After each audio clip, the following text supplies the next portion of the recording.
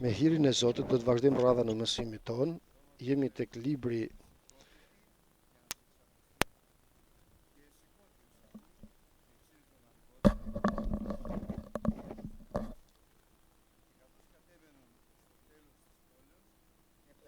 Me hirin e Zotit vazhdojmë radha në mësimit ton. Jemi tek kapitulli 9 i letrës i librit të parë të Samuelit, nga paragrafi 25 do të lexojmë.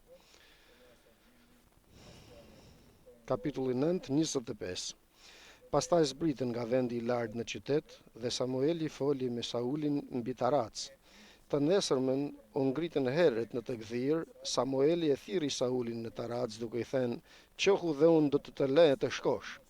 Sauli u ngrit dhe që të dy, ai dhe Samueli dolën jashtë. Kur zbritën në periferi të qytetit, Samueli tha Saulit: "Thuaj shërptorit ta kaloj para nesh dhe të shkoj përpara për t'i ndalur një çast në mënyrë që të kemë mundësi të njoftoj fjalën e Perëndisë." Atëherë Samueli mori një enë të vogël me vaj dhe e derdhi mbi kokën e tij. Pastaj e puthi dhe tha: "A nuk të ka vajosur Zoti si kreu i trashëgimisë së tij? Sot kur të ikesh nga unë, do të gjesh dy njerëz pranë varrit të Rakeles në kufirin e Benjaminit në Celcah.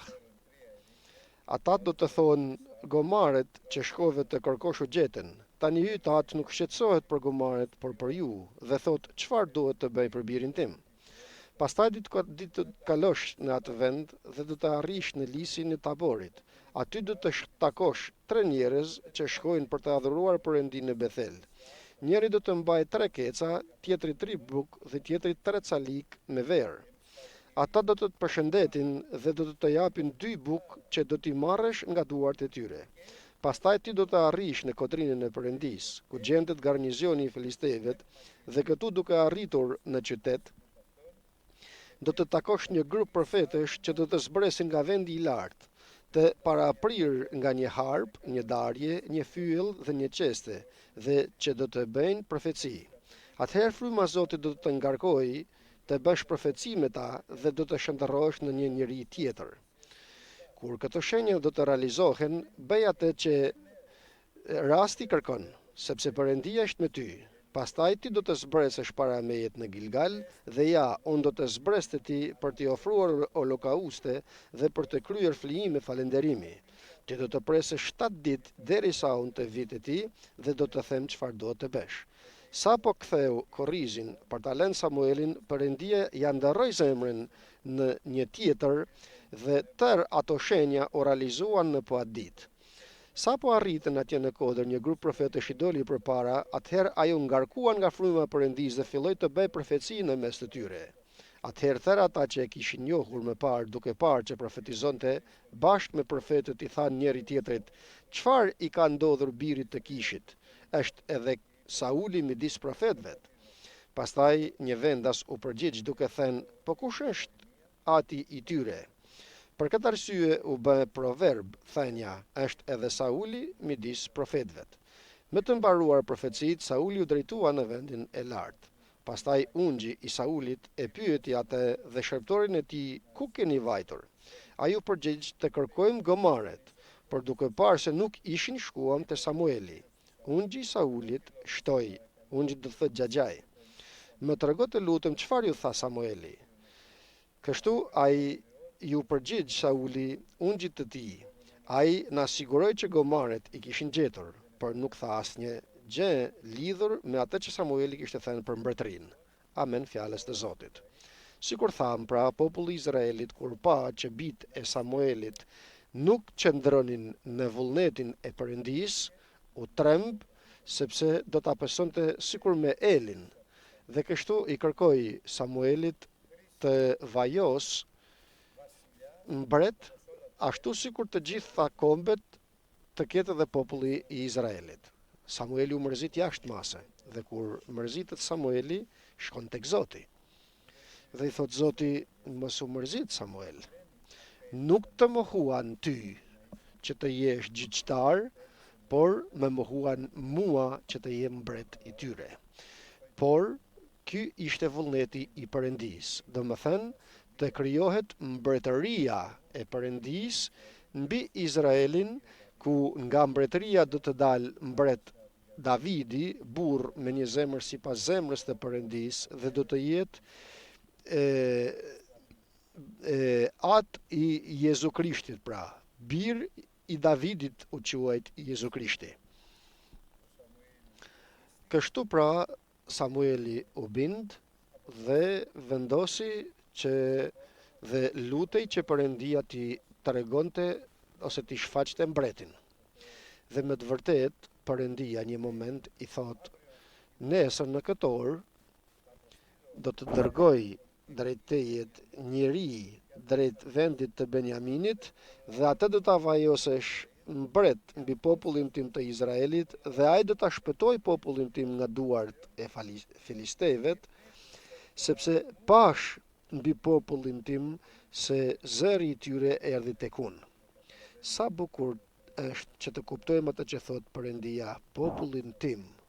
Samuelit 3 herë i foli për popullin e tij. Dhe sot kisha është populli i Jezu Krishtit, populli i Perëndisë. Dhe me të vërtet Sauli e dërgoi babai i tij sepse humben gomaret që të shkojë t'i gjej, nuk i gjeti gomaret dhe shërptori, sepse Perëndia vepron për herë me shërptor. Për herë me shërptor dhe jo me pronar, gjithmonë me shërptor. I thot, këtu është një profet dhe profeti atëherë quhej shikues. Të shkojmë ta pyesim, se të shohim se ku janë gomaret që kanë humbur. Dhe Sauli thot, s'kemi para t'i japim. I thot shërptori, kam unë pak lek me vete, do t'ja japim, dhe Sauli pranoi. Dhe ashtu sikur ecën, pan disa vajza në rrugë dhe pyetën: ku është shikuesi? Kush është shikuesi këtu? Dëgjoni se si çfarë takimesh bën Zoti. Vëllezër dhe motra, asgjë nuk është e rastësishme në jetën tonë. E vetmja që duhet të kemi kujdes janë gabimet tona. Nuk lutemi dhe nuk mendojmë se çfarë duhet bëjmë. Perëndia të na fal dhe të na ruaj. Dhe duhet t'i ndreqim këto gjëra. Dhe pyesin, ku është shikuesi? Dhe thot, shpejt thot se po vjen të ngjitet të bëj flijimin, do ta arrini, sepse i përpara shkon ai të bëj flijimin dhe të hanë gjithë populli bashkë me të në vendet të larta. Dhe me të vërtet, Sauli me shërptorin e tij përparuan dhe pan dikën që po ngjitej. Dhe pyetën, e din se kush është shikuesi? Dhe thot Samueli, unë jam, dhe kuptoi se ai ishte që Zoti kishte thënë se nesër do të takosh atë që ke për ta vajosur mbret. Dhe kështu pra e thirri, u ngjitën bashk për të bërë flijimin, i tha guzhinierit atje që të jepte ushqimin më të mirë, e respektoi, pra e nderoi Samueli, dhe pasi hëngrën shkuan dhe flietën në dhomën lart dhe shumë herët në mëngjes zbritën poshtë dhe e drejtoi që ta nxirrte jashtë qytetit derisa janë bashk. Dhe sa po arrin në dalje të qytetit, i thot, thuaj shërptorit të largohet pak se dua të them diçka që më tha Zoti të të them. I thot dhe ikën shërptori dhe mbeten ato dy. Dhe merr një brinj kau ishte atëhere, e mbushi me vaj dhe derdhi mbi te.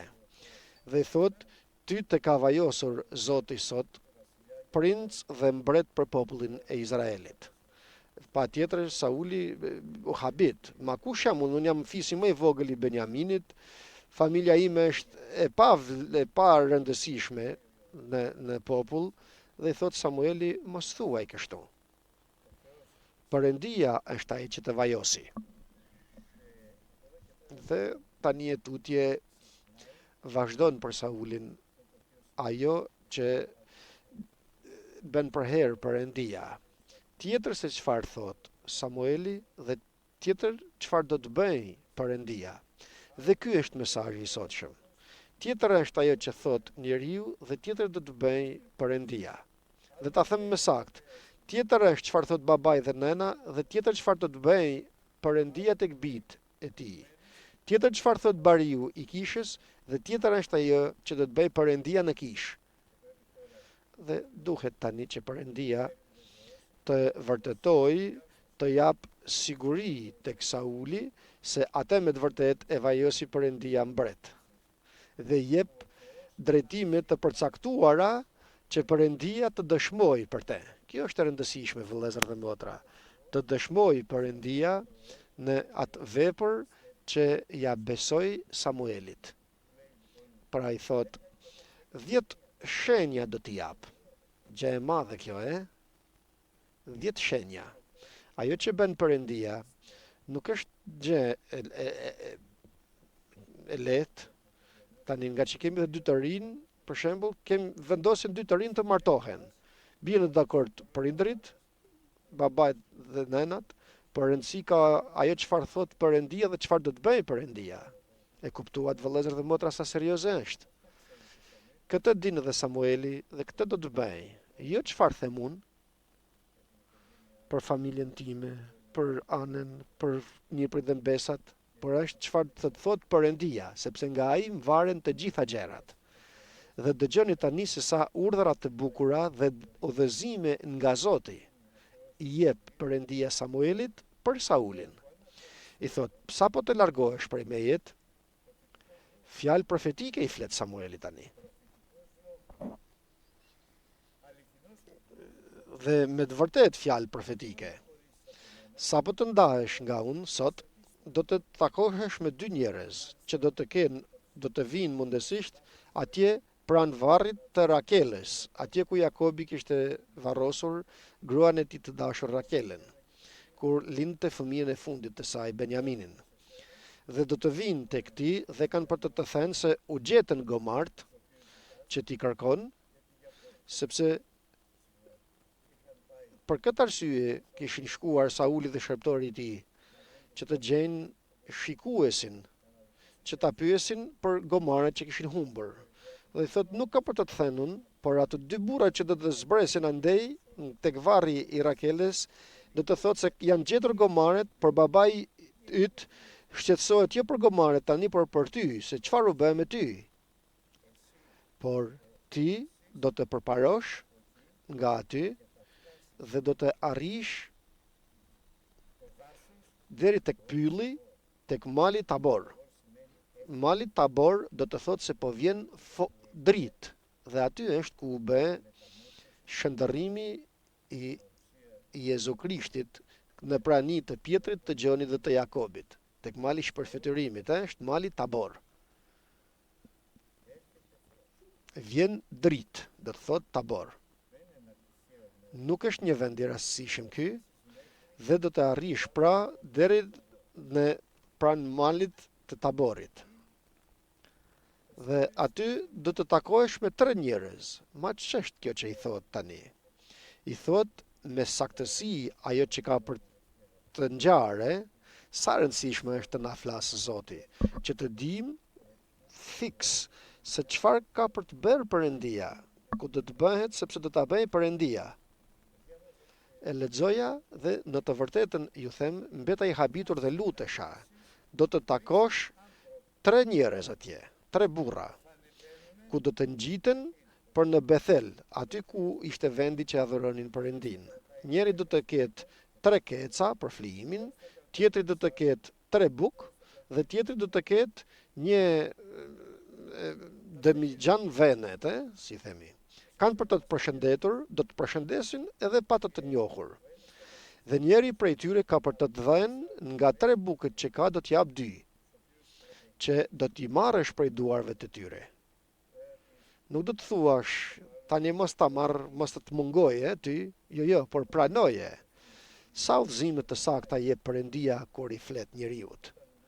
Kur i flet dhe mundësisht sikur thot Krishti, gojë për gojë ose që flasim gojarisht që themi, me mikun e tij.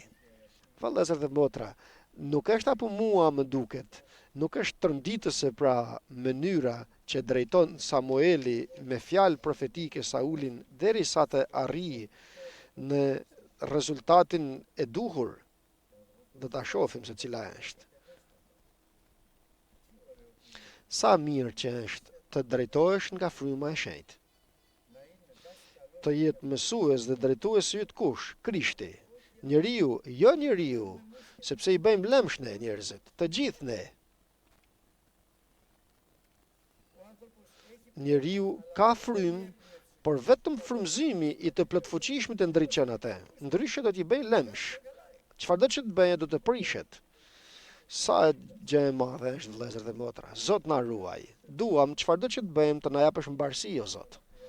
Por duhet frymë e përulur e njeriut, zemër e butë e njeriut dhe veçanërisht të dridhemi në fjalën e Perëndisë në mënyrë që i plotfuqishmi Perëndi të shoh tek gjithë secili nga ne me mirësi. Dhe këtë do t'ja dalim vetëm nëse na mëson Zoti dhe të mësohemi që të jemi të butë dhe të përulur në zemër. Ky është i krishteri i vërtet. I krishteri i vërtet që drejtohet nga fryma e shenjtë, sepse ka mësues dhe drejtues të tij, jo zemrën e tij, as gruan e tij dhe as burrin e saj, por Zotin e plotfuqishëm. E lutet dhe vjen Zoti dhe i përgjigjet. Çfarë të bëj këtu o Zot? Më kujtohet, sot më kujtua. Kur ishte të blejmë këtë truallin këtu, ajo që e shiste thoshte se e shiste 65 milion drami. Ne s'kishim as pak lek. Dhe shkova dhe u luta dhe them, Zot, 65.000. Ne s'kemi asnjë. Dhe më thot Zoti 50.000. Dhe më thot Stathi, çfarë thua 50? 65 don ajo. Dhe pse e bën këtë? Sepse vazhdoi Stathi dhe Mihali, nëse më kujtohet mirë, dhe kaloi një periudhë kohore me këto diskutime me atë zonjën në mënyrë që të mblidhen nga Zoti lekt 50 milionet që ta blejnë. Vëllezër dhe motra, është gjë e madhe që të drejtoj fryma e shenjtë. Gjë e madhe. Por është edhe e mrekullueshme. Por i butë dhe i përulur. Mojsiu, sikur tham dje nëse ju kujtohet, ishte i butë ndaj të gjithë njerëzve. Do të më thuash, ti që thua je, jo nuk jam. Pendohem, kërkoj falje nga Zoti dhe them Zot, më jep të lutem që të jem i butë dhe i përulur në zemër. Më jep o Zot ti, sepse unë nuk mundem të bëj asgjë. Dhe dëgjoni tani se çfarë thot. Pastaj, pra, pasi të marrësh 2 bukët prej tyre, o Zot, hap për hap, pastaj, pas kësaj, do të dalesh në malin e Zotit atje në Tabor.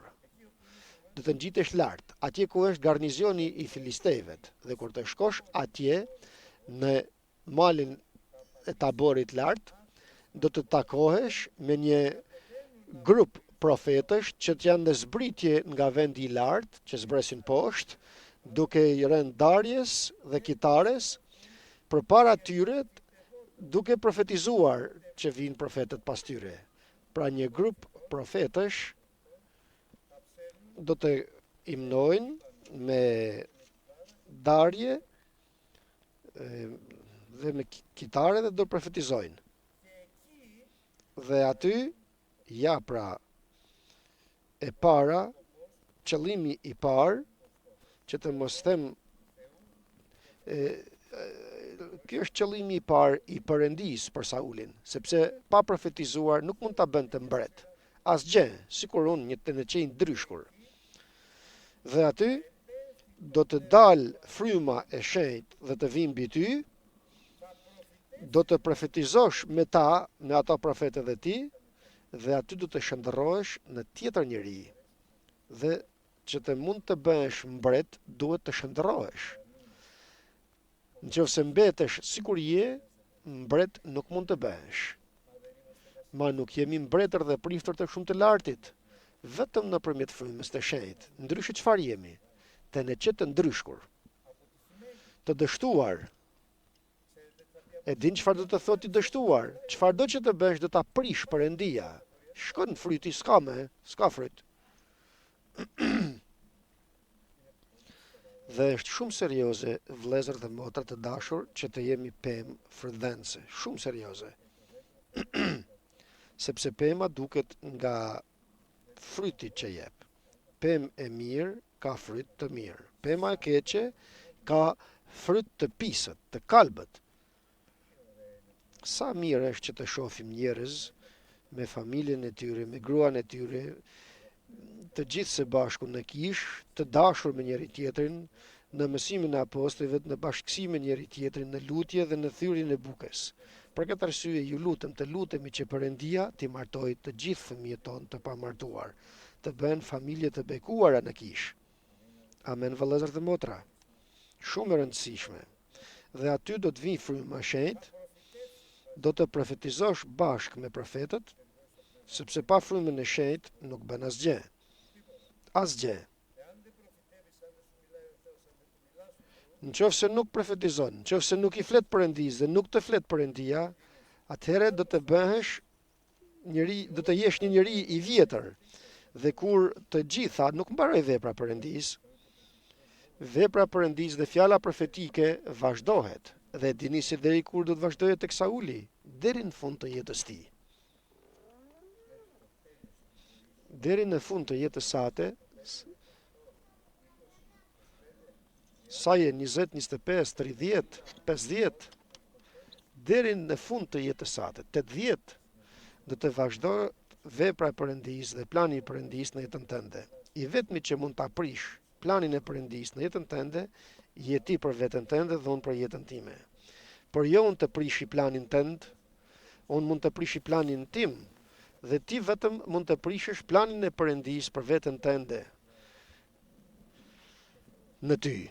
Zoti të na ruaj, të mos jemi njerëz që të mos t'i llogarisim mirë gjërat, por të jemi këmbgulës në mënyrë që të studiojmë fjalën e Perëndis, të mbushemi me frymë të shenjtë dhe veçanërisht e them dhe do ta them gjithmonë derisa të largohem dhe të iku prej këtuhit, të kërkojmë që Zoti të na ngjit në fronin e hirit të Tij, sepse atje është e sigurt se do të marrim mëshirë prej Perëndis, dhe aty është e sigurt se do të gjejmë hir për të ardhmen, sepse të nesërmen nuk e dim. Si do të di se e nesërmja do të jetë mirë në jetën time sipas hirit të Perëndis? Nuk mund të jetë mirë ndryshe veç se me anë të hirit të Perëndis, kur të ngjitemi në fronin e hirit të Tij me besim. Jo me vaktësi, ja të shoh do të bëhet në mua, s'ka për të bërë kurr. Sikur më thot dikush një herë, një moment, s'është bërë, them kur të gjunjëzohesh, a gjunjëzohesh me besim dhe e din se do të bëhet? Jo, pres të shoh, thot, s'ka për të ndodhur kurr kjo tek ti. Sepse pa besim, askush nuk mund të kënaqet, mund të kënaq Perëndin.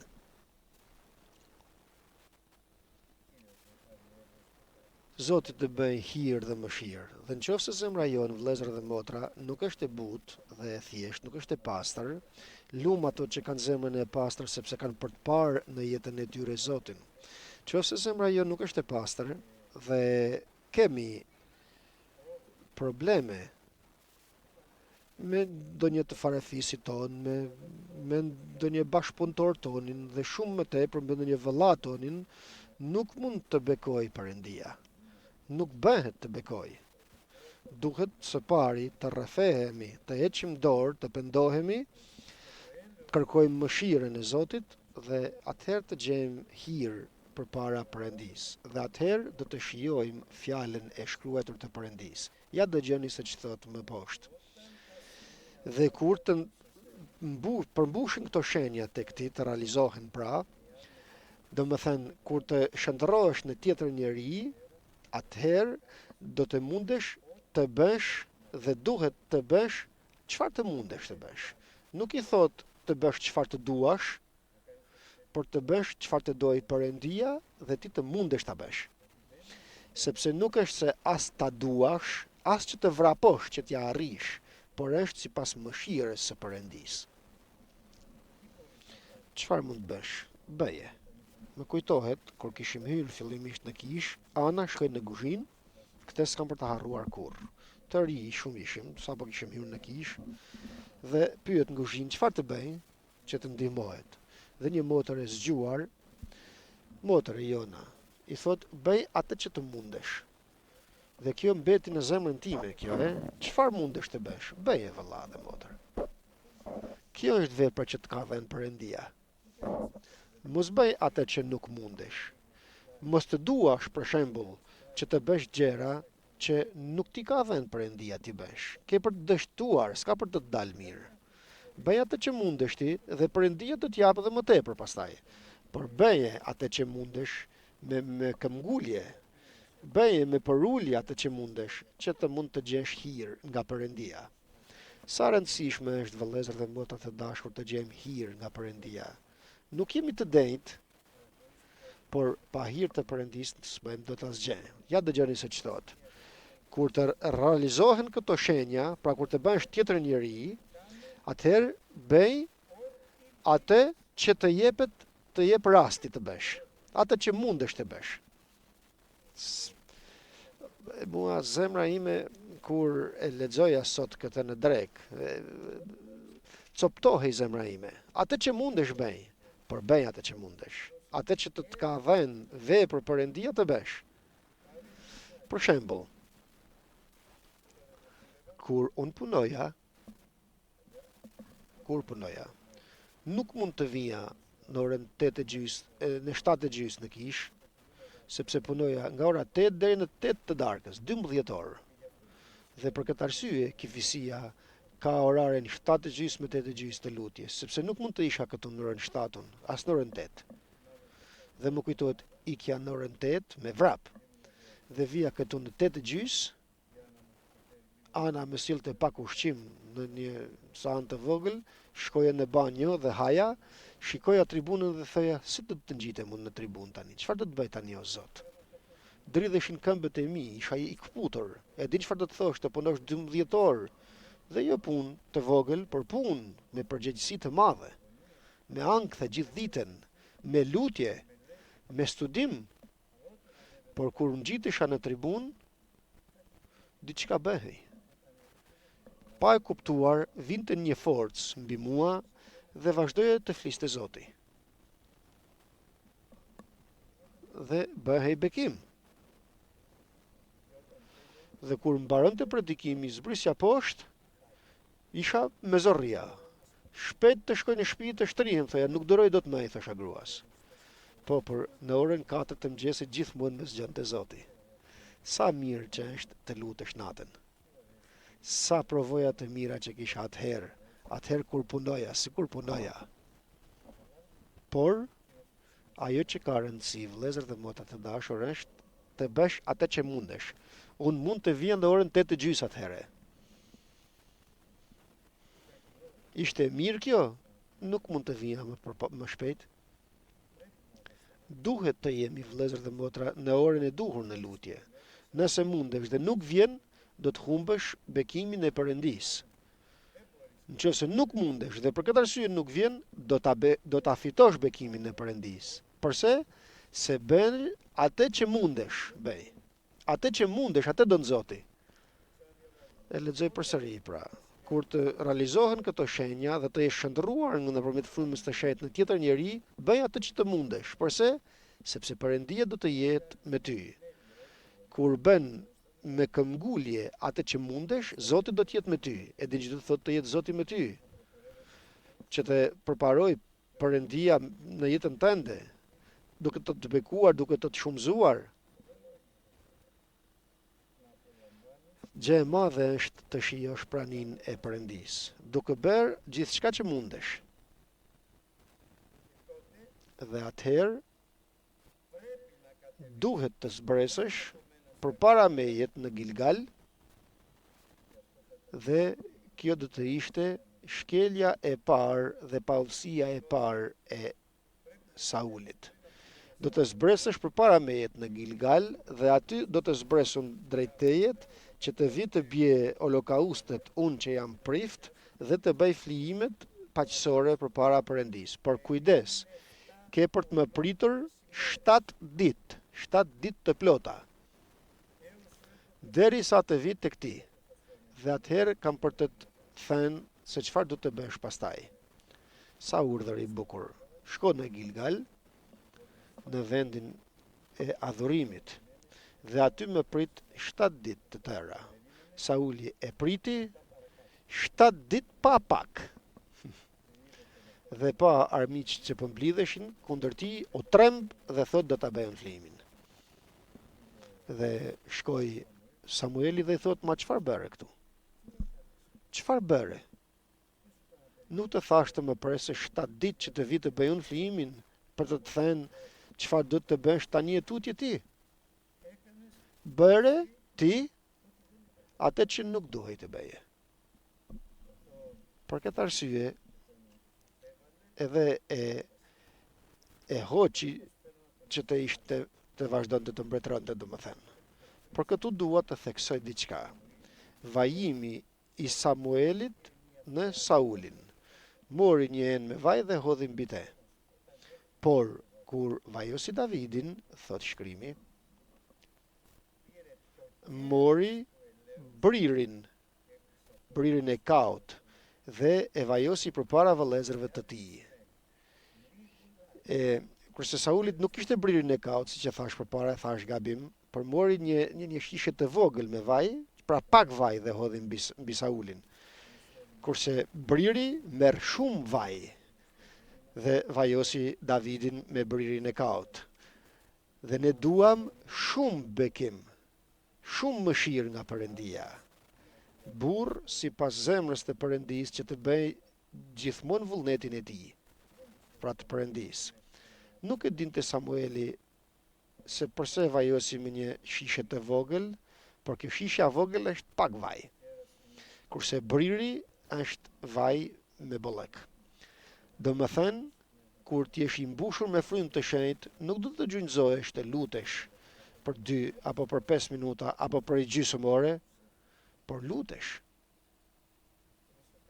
Dhe ne falenderojmë Perëndin se kemi 1 orë lutje përpara dhe 1 orë pas predikimit. Por je në këto orë lutje. Sa mirë që është në kishë të vish i pari dhe të ikësh i fundit. Këtë don Perëndia nga të gjithë ne. Don që me këmbgulje të bëjmë vullnetin e Perëndisë që është i mirë dhe i përsosur dhe i pëlqyer. Por kujdes, me zemër të pastër, që të shohim në jetën tonë dorën e Perëndisë. Ndryshe, nëse zemra jonë nuk është e pastër, asgjë s'kemi për të parë.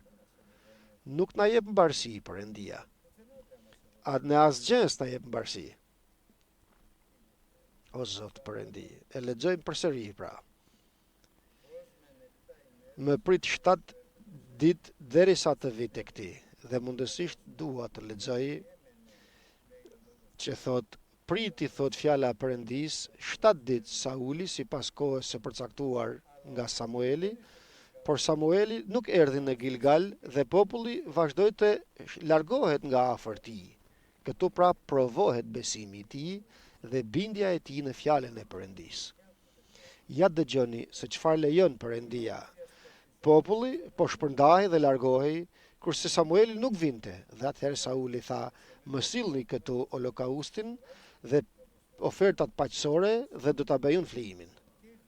Dhe erdhi Samueli pastaj, dhe doli Sauli për të takuar Samuelin, dhe i tha Samueli, ma çfarë bëre, Saul? Ç'është që bëre? Bëre atë që nuk është e lejueshme për ty të bësh, që nuk mund ta bëje. Dhe vazhdon dhe shpjegon, nuk pendohet, por vazhdon të shfaqsohet. Tjetër karakteristike keqe kjo e Saulit. Nuk i thot më fal, bëra gabim, nuk pendohet, por çfarë bën, shfaqsohet. Po shpërndahej populli. Ti nuk erdhi në orën e përcaktuar. Filistejt mblidheshin dhe atëherë thash, Tani do të zbresin filistejt kundër nesh në Gilgal dhe unë se kam bërë akoma lutjen dhe flimin dhe kështu guxova dhe bëra holokaustin unë. Dhe i tha Samueli Saulit, veprove pa mend, nuk ruajte, sot na laj me gjakun tënd, nuk e zbatove fjalën e Zotit që të urdhëroi, sepse tani Zoti donte ta bazonte mbretërinë e Izraelit deri në përjetësi nëpërmjet tejet, por tani mbretëria nuk do të bazohet në ty. Dhe Zoti do të ngrej tjetër njeri sipas zemrës të vet që të bëj plotësisht vullnetin e tij. Zoti pra të ka mohuar që të jesh princ apo mbret, sepse nuk e ruajte atë që të urdhërua, që të urdhëroi Zoti. Vëllezër dhe motra të dashur, është shumë serioze që të mos jemi dëgjues dhe harraç, por bërës të veprës. Të qëndrojmë dhe të këmbgulim, jo të lexojmë thjesht, por të këmbgulim dhe të studiojmë ligjin e përsosur të lirisë, në mënyrë që të jemi bërës të veprës dhe jo dëgjues dhe harraç. Sepse të gjitha do të shemben në jetën tonë. Nga këtej do të shkojë njëri, nga ana tjetër tjetër. Çfarë bëhet kështu? Perëndia të na fal. Por vazhdon. Dhe kur o kthye Samuelit që të largohet prej Saulit, atëherë Perëndia ja dëgjoni vepra e dytë e Perëndisë tek Sauli. Nga që ndjek plotësisht zërin dhe udhëzimin e Samuelit, fjalën profetike. Dhe kur o kthye Samueli të largohet nga Sauli, Perëndia i dha tjetër zemër.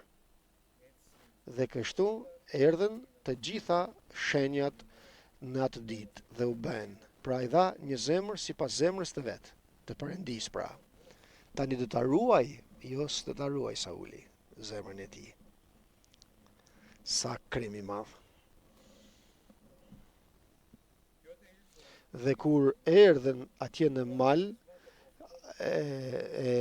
grupi i profetëve që kishte thënë, u mblodhen dhe hyri fryma e Perëndisë tek Sauli dhe vazhdoi të profetizojë në mes të profetëve.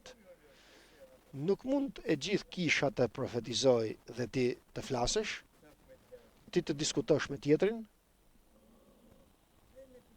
Nuk lejohet. Erdhi fryma e shenjtë tek profetët dhe Sauli vazhdoi të profetizojë bashkë me profetët. Kurse ti të mendosh gjëra të tjera, do të flasësh, të flasësh me tjetrin që ke pranë. Dhe kujdes, të rinjt që rrin lart në spatar, mos folni vëllezër dhe motra. Nga këtu që jam ju shoh dhe pikëllohet zemra ime. Për këtë tha vëlla Spiro, të zbresin poshtë të rinjt, të mblidhet rinia në një vend. S'është nevoja të rini lart. Përse rini lart? Nuk ju pëlqen këtu poshtë. Kaq ndenë se janë boshtu. Që të mund të jeni të lirë të bëni çfarë të doni. Ma kjo është rinia e Krishtit. Këto janë fëmijët e Perëndisë. Tani do të më thuash ma çfarë thua, ma çfarë të them vëllezër dhe motra. Ti je më i mirë, nuk them se jam më i mirë. Të mos them se mos jam edhe më i keq. Por të ndryshojmë vëllezër dhe motra. Zoti po vjen, e dini çfarë po bëhet poshtë me Izraelin atje? Keni parë çfarë po bën? Zoti po vjen shpejt. Arritëm fundin tani. Don të mbetesh poshtë. Mos dil atje lart. Do të vish poshtë që të shkosh lart. Sepse të këtë përullurit bën hir Perëndia. Krenaret i kundërshton. Ja dëgjoni se ç'thot. Dhe kur dolën në mal, një grup profetësh u mblodhen dhe doli fryma e Perëndisë dhe hyri tek Sauli dhe vazhdoi të profetizojnë mes tyre. Dhe kur pan njerëzit që e nifin Saulin, thanë, ma ç'është kjo? Çfarë u bën në birin e Kishit? Edhe ky vazhdoi të profetizojë dhe doli ky proverb atëherë, edhe Sauli në mes të profetëve.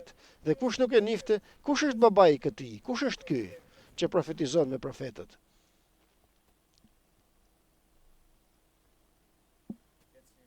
Dhe kështu të dashur vëllezër dhe motra, Sauli i mbushur me frymë të shenjtë, me tjetër zemër, në praninë e Perëndisë, me kujdes që të studioj dhe të dëgjoj fjalën e Perëndisë, me kujdes akoma më të madh që të jetë bërës dhe jo dëgjues dhe harraç i veprës, Perëndia do të jetë me te, por deri kur? Deri sa të vazhdoj që të qëndroj i bindur në fjalën e Perëndisë. Jo ande dhe këtej, jo i pambledhur, ju kujtohet kush të kishte lënë popullin të lirë, Aroni, kur vënohej nga mali i Perëndisë të zbriste Mojsiu, ishte populli i lirë, bënte çfarë të doje. Dhe kur zbriti Mojsiu i tha Aronit, ma çfarë bëre? E le kështu popullin të bëjë ç'të doj? Perëndia të na ruaj vëllezër dhe motra. Përpara së gjithësh të mos lëm zemrën tonë të bëjë ç'të doj. Të mos lëm familjen tonë të bëjë ç'të doj. Të mos i le fëmijën të bëjë çfarë të doj. Ua kam thënë. Kur Dino ishte i vogël, donte të shifte një film, nuk më kujtohet si quhej atëherë, ishte i asaj kohet, dhe nuk kishim televizor atëherë, as telefon as kishim atëherë, dhe kishim kompjuterin, dhe shkonte tek dhoma e tij, ndizte kompjuterin, futte kasetën dhe shifte atë filmin që shifte. Por unë i thaja, o Dino, ne nuk i shohim këto. Nëna vet i thoshte, nuk i shohim këto. Por Dino ishte djali i madh tani kishte një farmoshet, u fut në dhomën e tij, mbyllte derën me qels dhe shifte. Ana rinte për jashta, e gjunjëzuar dhe lutej. Bëri mirë, çfarë thani ju? Shumë mirë bëri. Unë isha e gërsuar, bëra mirë unë, shumë keq bëra. Çfarë të bëjmë? Dhe pas një çerekoret u hap dera e Dinos dhe thot, çfarë bën këtu, i thot nënës vet. I thot, lutesha për ty. U prish kompjuterin, i thot. Bën mrekullira Perëndia vëllezër dhe motra. Tani më të marr pak kohë. Një moment donte të merrte patentën për motor. Motor. Unë nuk doja të merrte motor. Por ishte kaq i kam ngulur, i them në rregull, i thash. Një herë do të japësh për të marrë patent, po kalove mirë, po s'kalove s'ke për të shkuar me. Mirë më thot. Dhe mendoj se do të kalon të parën herë. Dhe e pren në kur jepte tabelat ato, shenjat, sinjalistikat, si quhen ato. Po, jëtë kur jepte motorit. Doli jashtë, një herë i thash, Dino, kështu patëm thënë, mbaruam, çfarë të bëj? Por pas një farë periudhët kohore më thot, do të jap përsëri, çka të jap provim. Jo, i thoja unë. Nuk mundja. Çfarë të bëja? Ti bia, së bëja dot. Dhe i them, do të shkosh për të fundin herë është kjo. Thot mirë. Dhe shkon me nënën e tij. Unë nuk shkoja, unë e gërsoja, s'mundja. S'ishte e mirë për mua kjo. Por shkonte me nënën e vet. Dhe nëna vet dilte e pritte jashtë dhe lutej. Me pas doli Dino dhe i thot, përsëri me pren, ti luteshe për këtë punë që dhe mos më kalojnë në provimin. Pra, këto janë të qeshësh, por janë të vërteta. Perëndia i bën këto. Por përsëri nuk vuri mend. Dhe një ditë kishin shkuar me Mihalin dhe Mihali kishte motorin e vet. Ishin në Europo, atëherë blidheshin në Europo, dhe duke u kthyer nga Europoja, kishte në rrugë vaj dhe rrashqasin dhe dalin në ajër të dy. Mihali mbushur me frymën e shenjtë, kurse që dinte thoshte gjakun të ndo Krisht. Dhe bien që të dy në këmbë, nëse nuk bëj gabim. Dhe kur bien përfundimisht, motori kishte ikur në anë tjetër dhe i thot Dinoja, Mihali, unë kam faj, thot. Përse, thot? Sepse Zoti më ka thënë jo motor. More jo na hik për këtu, i thot, të tha Zoti jo dhe ti erdhe të motori im. Çfarë të them, që atëherë ndryshoj pra kjo punë. Por donte makinë. Perëndia i dha makinë. Më dha mundësinë, Zoti i gjetëm një makinë të vogël e mori. Të dashur vëllezër dhe motra, çfarë të doj Perëndia, aty është bekimi. Jo çfarë të duam ne. Tani dëgjoni se ç'thot.